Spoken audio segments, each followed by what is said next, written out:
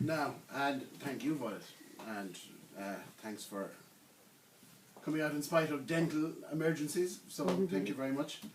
Our next speaker is Dolores Andrew Gavin, Galway City native, a health and wellness blogger and the owner of Irish Health Hour, an online health and wellness community.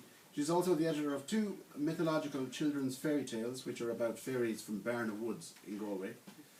There is an associated website, www.themythicfairy.com, which aims to help children understand their emotions by explaining different emotions on an emotion tree. It offers tools like EFT, Emotion Freedom Technique, to help children take charge from what they may perceive to be difficult emotions. She's also an energy therapist and runs workshops on essential oils, including showing people how to make natural skincare products. And she's also a mother to 2 busy boys. So, Dolores Andrew Gavin, thank you. Thank you. I'm a tad nervous actually. Yes, my books are available in tiny volumes actually. Good. Yeah, you know, the whole emotional part of about work is what I love. I love helping people delve into the emotional realm, because I think that a lot of physical problems, as we all know, can start off really at times in the emotional, and we can't see our emotions, but we can certainly feel them. So I do work a lot with that, and yes, I've written fairy books.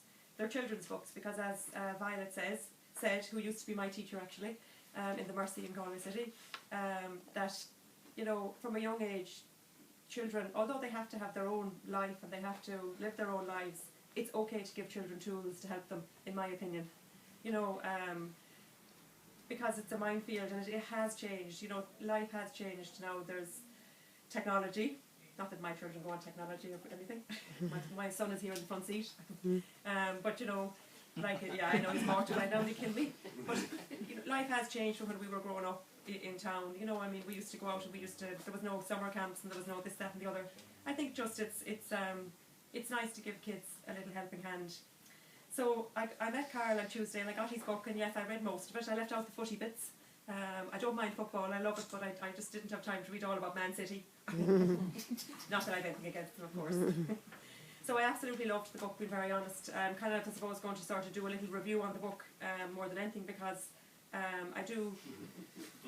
And actually, sorry about Limerick, but you know, Galway did win today too. Sorry about that, Carl.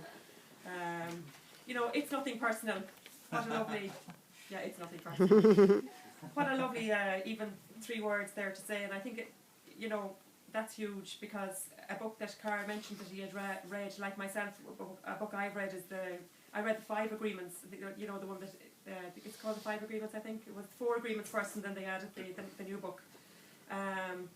And one of the things in that is that they're not taking it personally, but that's okay to say to someone, you know, oh, don't take it personally. But if somebody is struggling with an issue, to say that to them can actually be kind of nearly make it worse sometimes for people, because if you're stuck in the middle of something, and you know, if somebody says something that triggers something in your emotional body, yes, of course you're going to take it personally. So I think it's a wonderful, this book is just, it's so raw, isn't it? You know, it's Carl's just story written down. It's heartwarming, it's hilarious at times, and it's a fabulous read. And I think too that the definition that you gave on the definition you even gave of someone that, okay, I'll read it here. Alcoholism can be a very subtle and destructive disease. One of the symptoms is learning how to disguise your selfish and self-indulged problem. Some people just cannot see past their drinking, the pub and wanting a drink. None of us is immune to an addiction of one form or another.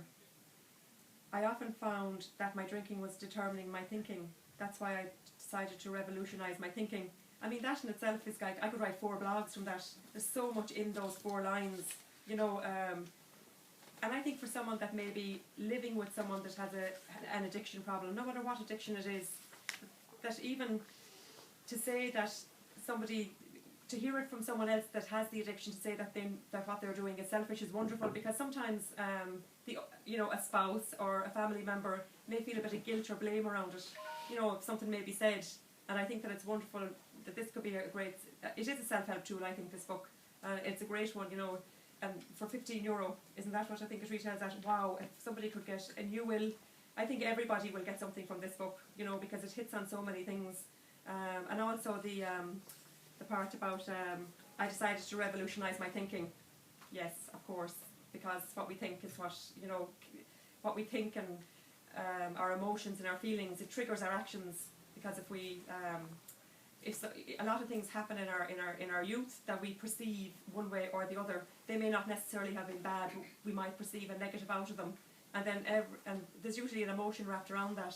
If something happens to us, we might feel fear. So anytime something, it could be around power, let's say. So anytime through the rest of our lives that something around power gets triggered, we go back to this. Almost, we'll remember, you know, subconsciously we'll go back to that time and we'll feel the fear again.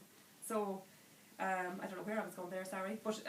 Yeah, I think it's just to change our thinking. We can, and you say that in your book, you know, you're under the grip of the monster of fear, but you can revolutionise your thinking, and we can revolutionise our thinking, and we can take a choice, make a choice, which is something that I always put across in my books, and that is that everything we do in life, we have a choice.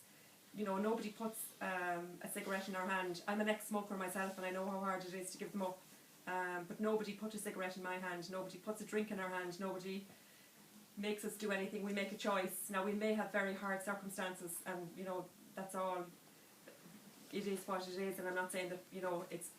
But people can make a choice to sort of do what Carl did, and a conscious choice, I think is what you say, and a mindful choice to change from doing the same things that maybe we used to do, but in a more with intention. We do things with the intention of doing it, even having a drink and doing it intentionally, rather than just doing it because we're feeding a monster that we don't know about, that we feel has taken over us. So I could go on forever, but I won't, I promise. Yeah, I mean, I just found the book, as I say, just I just found it wonderful. As I say, there's just something for everybody in it, and it's, you know, a lot to do with taking our power back from things. It could be an emotion, it could be any sort of an addiction. For you, Carl, it was the two that you discuss in the book, but you know. Addictions can be anything, and you know, being mindful. I love the way you transformed by being mindful and becoming, you know, your references to that Buddhist place. I'm dying to go down and visit it someday, because you make it sound so healing, you know. And it's about there again making a choice to mindfully do all these things that you were doing. And I just say fair play to you, and I can't wait to read the second book already. Thanks, man. So thanks very much for asking me to come, and I will leave it to that. Okay, thanks, Carl. Thank you.